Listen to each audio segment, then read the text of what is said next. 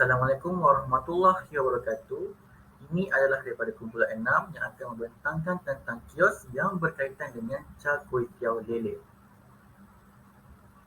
Sebelum saya meneruskan dengan pembentangan kami, terlebih dahulu saya akan memperkenalkan ahli kumpulan saya, iaitu saya sendiri. Yang pertama adalah Muhammad Afindi bin Razali, yang kedua adalah Muhammad Yazul Zikri bin Suhaimi, dan yang ketiga adalah Kristi Diana Anak Manja. Seterusnya saya akan menerangkan tentang latar belakang. Secara umumnya, software AutoCAD adalah salah satu software yang paling berguna kepada pelbagai pekerjaan.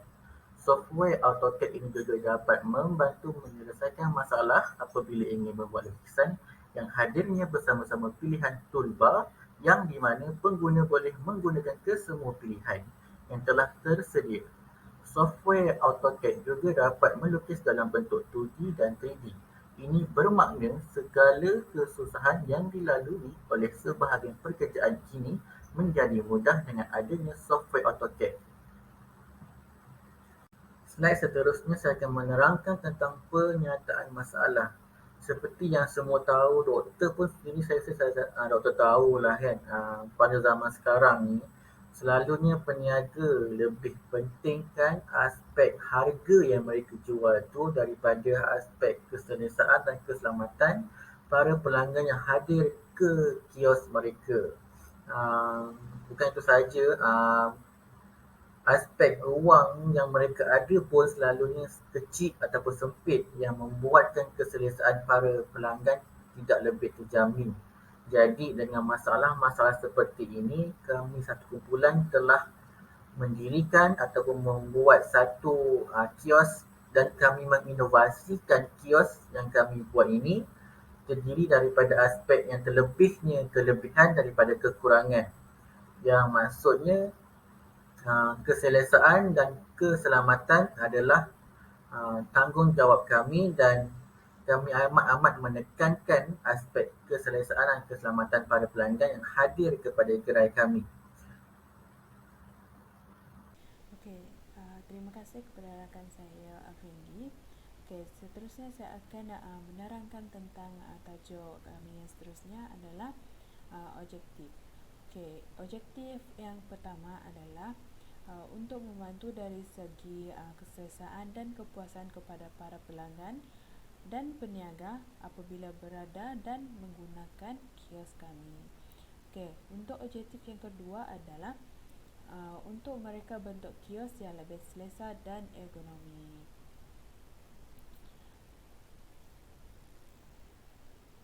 Okey, untuk slide yang seterusnya adalah lukisan 2D.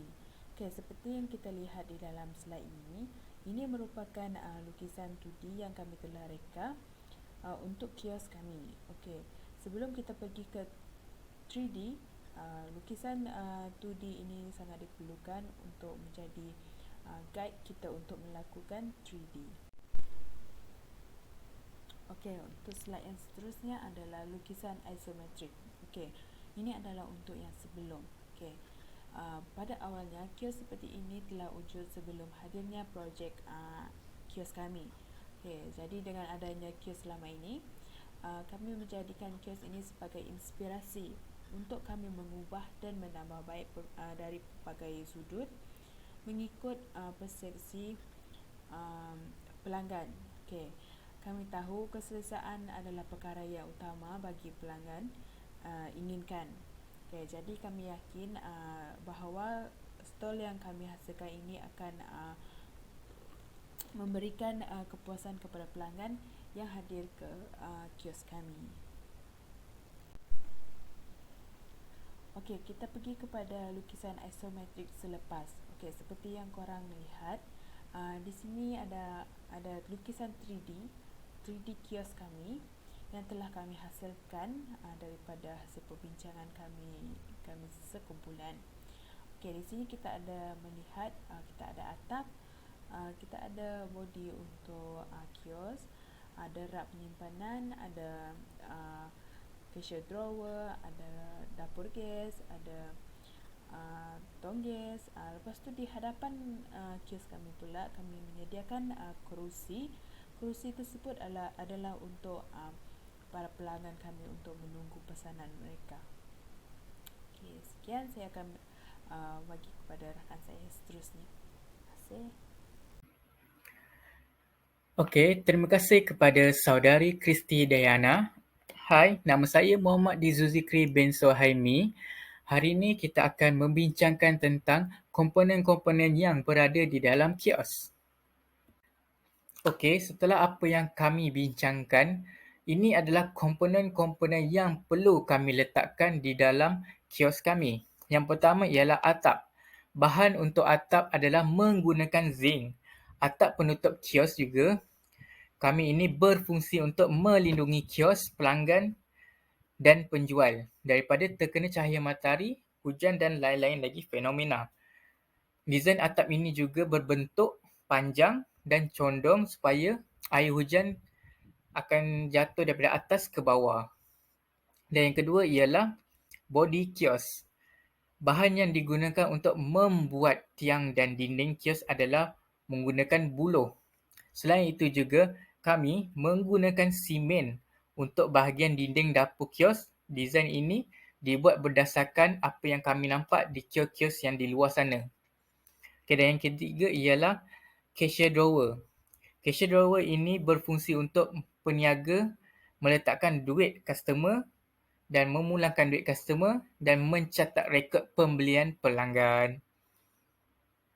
Jom kita ke next slide. Okey, ini adalah komponen yang seterusnya. Yang keempat ialah dapur gas. Dapur gas penting untuk kios kerana fungsinya adalah untuk chef memasak cakit tiaw lele yang sedap dan masak masakan yang lain berdasarkan permintaan pelanggan. Kami tidak menjual cakit tiaw lele saja, tetapi kami menjual pelbagai lagi makanan. Dan yang kelima ialah kerusi, iaitu kerusi bangku. Kerusi tersebut dibuat daripada kayu dengan desain kerusi ini seperti kerusi panjang yang selalu kita nampak di luar-luar sana.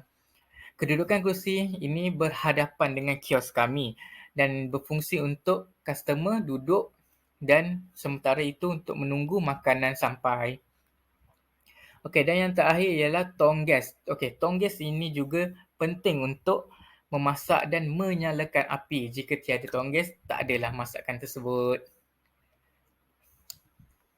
Okey, seterusnya ialah tentang cabaran yang dihadapi oleh kumpulan kami. Yang pertama ialah masalah internet. Dan yang kedua ialah tempat untuk kami berbincang sebagaimana yang kami ingin memberitahu. Tempat kami berbincang ialah di Perpustakaan UTHM. Dan yang ketiga ialah kekurangan idea di waktu-waktu yang sukar untuk kami berfikir. Seperti mana kami ingin melukis lukisan 3D dan 2D di AutoCAD. Okey, yang terakhir daripada saya ialah kesimpulan.